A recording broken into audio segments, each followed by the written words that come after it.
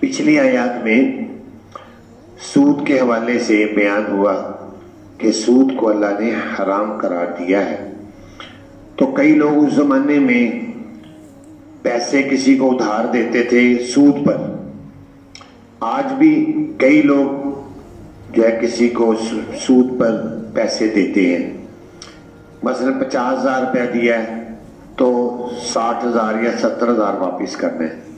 اس زمانے میں بھی سود پر ادھار دیتے تھے. اب جب اللہ تعالیٰ نے سود کو حرام کر دیا تو اب جن لوگوں نے کسی سے پیسے لینے تھے تو ان کو یہ خطرہ ہوا کہ اب پتہ نہیں پیسے واپس ملتے ہیں کہ نہیں ملتے، یا وہ جو مقروض تھے وہ اب ٹال مٹول کریں گے. تو اللہ تعالیٰ نے فرمایا کہ سود تو نہیں لینا. اگر تم نے سود پر ادھار دیا ہے تو سود کو چھوڑ دو، تمہاری اصل رقم جو ہے وہ تمہیں ملے گی. ہاں یہ ہے کہ جس نے تمہارے پیسے دینے ہیں وہ مقروض ہے، وہ واقعتاً اگر کمزور اور تنگ دست ہے کہ ابھی اس کے بعد پیسے نہیں ہیں تو وہ تم سے مہلت مانگتا ہے تو اس کو مہلت دے دو. اس کا ذکر ہے. فرمایا وَإِنْ كَانَ ذُو عُسْرَةٍ، اگر ہے وہ مقروض تنگی والا، فَنَظِرَةٌ إِلَىٰ مَيْسَرَةٍ، تو پھر مہلت دینا ہے فراخی تک. جب تک اس کے پاس پیسوں کا انتظام ہو جاتا ہے، سال 6 مہینے کا ٹائم دو تاکہ وہ انتظام کر لے. یہ مسئلہ ہے. اور فرمایا مَن تَصَدَّقُوا خَيْرٌ لَكُمْ، اور یہ کہ تم صدقہ کر دو تو بہتر ہے تمہارے لیے اگر ہو تم جانتے. صدقے کا مطلب یہاں یہ ہے کہ تم سمجھتے ہو کہ یار بہت غریب آدمی ہے، چلو میں اس کو معاف ہی کر دیتا ہوں، تو معاف کر سکتے ہو. پورا معاف کر دو یہ بھی ہے، یا کہتا ہے آدھا معاف کر دیتا ہوں، 50,000 ہے 25 معاف کر دیتا ہوں. تو جتنا بھی ہے کچھ حصہ بھی معاف کرنا چاہے یہ بھی صدقہ ہے. اور ڈرو تم ایک دن سے جس دن تم لوٹائے جاؤ اس میں اللہ کے سامنے، پھر پورا پورا دیا جائے گا ہر شخص جو اس نے کمایا ہے، اور وہ نہیں ظلم کیے جائیں گے. یا ایھا الذین آمنوا، اس آیت میں اللہ تعالیٰ نے ایک بڑا اہم مسئلہ بیان کیا ہے کہ جب بھی تم کسی کو پیسے کا لین دین کرو تو آج کے دور میں تو خیر سٹامپ پیپر ہیں اور ان پر قانونی کارروائی کر کے اس کو لکھا جاتا ہے، معاملات کو رجسٹری ہے، کسی کو پیمنٹ ادھار دی ہے کتنی باقی ہے. تو یہ قرآن کا بھی حکم ہے. اس زمانے میں تو سادہ کاغذوں پر ہوتا تھا. تو یہ تھا کہ تم کسی کو ادھار دے رہے ہو یا تم نے کسی سے ادھار واپس لینا ہے، ساری تفصیل کو ایک لکھا جائے کہ اتنی رقم ہے، اتنے مہینے کے بعد یہ شخص مجھے واپس کرے گا، اور اس پر گواہ بھی بنانے کو. اس کو اس آیت میں اللہ تعالیٰ نے بیان کیا کہ یہ لکھو، یہ لکھنا تمہارے لیے بہتر ہے. ایسا نہ ہو کہ تم لکھو نا بعد میں تمہارا جھگڑا ہو جائے، تم کہو اس کو کہ میرا 2.5 لاکھ ہے، وہ کہ 1.5 لاکھ ہے، تو جھگڑا ہو گیا شروع. تو اس لیے جب لکھا ہوگا، دستخط ہوں گے، گواہ موجود ہوں گے تو کوئی جھگڑا نہیں. تو یہ جھگڑے کو ختم کرنے کا بھی ایک طریقہ ہے کہ معاملے کو لکھا جائے. فرمایا اے ایمان والو اذا تداینتم بدین، جب بھی تم معاملہ کرو قرض کا، دین کہتے ہیں قرض کو، کسی کو قرض دیا ہے یا کسی سے لیا ہے اس کو لکھ لو. ویسے بھی قرضہ اگر کسی نے لیا ہوا ہے اس کو لکھنے کا یہ بھی فائدہ ہے، اگر بالفرض آدمی فوت ہو جاتا ہے تو اس کا لکھا ہوا موجود ہے، پتہ چل جائے گا گھر والوں کو یہ اس نے دینا ہے تو وہ دیں گے، کیونکہ قرضے کی واپسی ضروری ہے. آگے قیامت کے دن یا دنیا سے جانے کے بعد اس کی بڑی سخت پکڑ ہے، تو اس لیے بھی لکھا جائے. اور فرمایا وَلَا يَأْبَ كَاتِبٌ، اور نہ انکار کرے لکھنے والا. اس زمانے میں ہر کوئی لکھ نہیں سکتا تھا، لکھنے والے کوئی 2-4 بندے ہی ہوتے تھے. اب تو زیادہ تر لوگ پڑھ لکھ جاتے ہیں، لکھ سکتے ہیں، لیکن اب بھی باقاعدہ لکھنے والے وسیقہ نویس جو ہوتے ہیں علیحدہ بھی ہوتے ہیں. تو لکھنے والے کو اللہ تعالیٰ کہہ رہے ہیں نہ انکار کرے لکھنے والا اس بات سے کہ وہ لکھے جیسا کہ سکھایا اس کو اللہ نے، چاہیے کہ وہ لکھے، کہ لکھنے کی نعمت اللہ نے اس کو دی ہے، یہ اللہ نے اس کو سکھایا ہے. لہذا جب ضرورت پڑے کسی بات کو لکھنے کی انکار نہ کرے، آرام سے ان کو لکھ دے۔ وَلْيُمْلِ الَّذِي عَلَيْهِ الْحَقُّ، اور چاہیے کہ املا کروائے وہ شخص جس پر حق ہے، جس پر حق ہے یعنی مقروض لکھوائے کہ بھی کتنی پیمنٹ ہے جو میں نے قرض لی ہے میں نے واپس کرنی ہے اتنے عرصے کے لیے، وہ لکھوائے۔ تو فرمایا چاہیے کہ لکھوائے وہ شخص جس پر حق ہے، اور چاہیے کہ ڈرے وہ اللہ سے جو اس کا رب ہے۔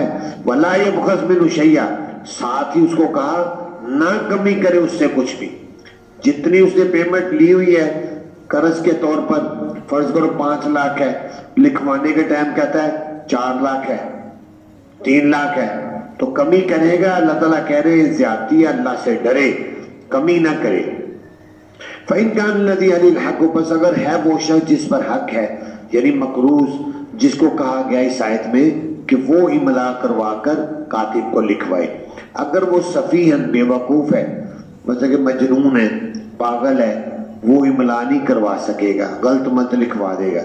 او ضعیفن، یا وہ کمزور ہے، بوڑھا ہے بہت زیادہ کہ اس کے اندر بھی جو ہے نہیں ہے دماغی اتنی قوت کہ وہ صحیح پوری شرائط کو پوری چیزوں کو لکھوا سکے، یا بچہ چھوٹا ہے، تو ان شکلوں میں فرمایا اولا یستطیع، یا طاقت نہیں رکھتا وہ یہ کہ املا کروائے، فَلْيُمْلِ الْوَلِيُّ بِالْعَدْلِ، چاہیے کہ املا کروائے اس کا ولی انصاف کے ساتھ۔ بچہ ہے، مجنون ہے، تو اس کا جو ولی ہے مطلب باپ ہے یا اس کا بڑا بھائی ہے وہ املا کروا دے۔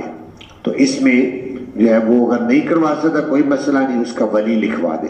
وَاسْتَشْهِدُوا شَهِيدَيْنِ مِنْ رِجَالِكُمْ، اور وہ 2 گواہ بنا لو، 2 گواہ اپنے مردوں میں سے، 2 مردوں کی گواہی لکھو کہ ان کی موجودگی میں اتنی پیمنٹ ہے، اس کے بعد بھی کو دی گئی ہے، اتنے عرصے کے بعد یہ واپس کرے گا۔ گواہوں کے سلسلے میں فرمایا فَإِن لَمْ يَكُونَا رَجُلَيْنِ، اگر نہ ہو 2 گواہ، فَرَجُلٌ وَامْرَأَتَانِ، تو 1 مرد اور 2 عورتیں بھی گواہی میں چل جائیں گی۔ 2 مرد ہو تو ٹھیک ہے، نہیں تو 1 مرد 2 عورتیں، ممن ترضون من الشہداء، ان میں سے جن کو تم پسند کرتے ہو گواہوں میں سے، ان کو تو لکھوا لو، کیونکہ گمراہ جو گواہ ہیں اس سلسلے میں گواہوں کو بھی حکم ہے کہ گواہوں سے انکار نہ کرے، اور یہ بھی ہے کہ گواہ گواہی کی معاوضہ نہ لے، معاوضہ نہ لے کہ گواہی دینے کے لیے جا رہا ہے مجھے کیا دو گے، 50,000 دو مجھے گواہی دے دیتا ہوں، ایسے نہیں ہے۔ اگر کوئی آدمی اس طرح کا ہے، مزدور ٹائپ ہے، وہ روزانہ مزدوری کرتا ہے، وہ عدالت جائے گا وہ کہے گا میری تو آج کی دیہڑی گئی تو میں کیا کروں گا، پھر میرے پاس کرایہ نہیں ہے، اتنی کی اجازت ہے کہ وہ غریب آدمی ہے تو تم اس کو آنے جانے کا کرایہ اور 1 دن کی مزدوری، اور ساتھ اگر اس کو جو کھانا نارمل کھانا ہے وہ کھلا سکتے، اتنی اجازت ہے، لیکن ویسے اضافی پیسے اگر مانگے اس کی اجازت نہیں ہے۔ تو فرمایا 2 عورتیں اور مرد ان میں جن کو تم پسند کر دعا میں، ان تزل احداہما فتذکر احداہما الاخری، یہ کہ بھول جائے ان عورتوں میں سے کوئی ایک عورت پھر یاد کروا دے گی اس کو دوسری۔ عورتیں 2 رکھی گئی ہیں کیونکہ عورتوں کی عادت بھولنے کی بہت زیادہ ہوتی ہے، ویسے عورتیں بتونی بہت ہوتی ہیں، باتیں بہت کریں، لیکن جو کام کی بات ہے وہ نہیں، تو اکثر بھول جاتی ہیں۔ اس لیے اللہ تعالیٰ نے کہا کہ اگر 2 مرد نہیں، 1 مرد اور 2 عورتیں، 1 عورت نہیں، 1 عورت کافی نہیں ہے، 2 عورتیں۔ نبی پاک صلی اللہ علیہ وسلم نے فرمایا عورتیں ناقص عقل بھی ہیں، ناقص دین بھی ہیں، عقل بھی ان کی ناقص ہوتی ہے، دین کے لحاظ سے بھی ناقص ہے۔ ایک عورت بول پڑی کہنے لگی یا رسول اللہ ہم عقل کے لحاظ سے کیسے ناقص ہیں، ہمیں تو نہیں لگتا۔ تو آپ نے فرمایا دیکھو 2 عورتوں کی گواہی 1 مرد کے برابر ہے، اس کا مطلب ہے کہ عورت عقل کے لحاظ سے ناقص ہے، تو اس نے مانا۔ دین کے لحاظ سے ناقص اس طرح ہے ہر مہینے کچھ دن ماہواری کے اس کے ہوتے ہیں جس میں وہ نماز نہیں پڑھتی، روزے نہیں رکھنے ہوتے، اگر روزوں کے دن ہے، روزوں کی تو قضا ہے لیکن نمازوں کی قضا نہیں ہے، تو اتنے دنوں کی نمازیں بھی اس کی جاتی ہیں۔ اس لیے عورتیں چونکہ ناقصات عقل اور دین ہیں تو فرمایا عورتوں میں 2 عورتیں ہوں تاکہ اگر ایک بھول بھی جائے دوسری یاد کرا دے۔ وَلَا يَأْبَ الشُّهَدَاءُ إِذَا مَا دُعُوا، نہ انکار کرے گواہ جب وہ بلائے جائیں۔ وَلَا تَسْأَمُوا أَن تَكْتُبُوا الصَّغِيرَ وَالْكَبِيرَ عَلَى أَجَلِهِ، اور نہ اکتاؤ تم یہ کہ تم لکھو اس معاملے کو تھوڑا ہو یا بڑا اس کی مدت تک۔ اس آیت میں فرمایا کہ معاملہ چاہے چھوٹا ہو یا بڑا ہو اس کو لکھوانے سے تم نے اکتانا نہیں ہے. یعنی یہ نہ سوچو یار خیر ہی ہے، اپنے ہی بندے ہیں اور رشتہ داری ہیں، محلے داری ہیں، اپنے پنڈ دے نے نہیں، ان کو لکھو. کل کلا کو جب لڑائی جھگڑی ہوتی ہے بعض کا قتل تک واقعات پہنچ جاتے ہیں. اس لیے اللہ تعالیٰ نے اس میں بہت بڑی نصیحت کی ہے کہ اپنا کوئی معاملہ بھی ہے، لین دین کا معاملہ ہے، اس کو لکھو تاکہ اس کے مطابق اس معاملے کو حل کیا جائے. اللہ تعالیٰ سے دعا ہے اللہ تعالیٰ ہمیں قرآن پاک کو سمجھنے کی توفیق عطا فرمائے.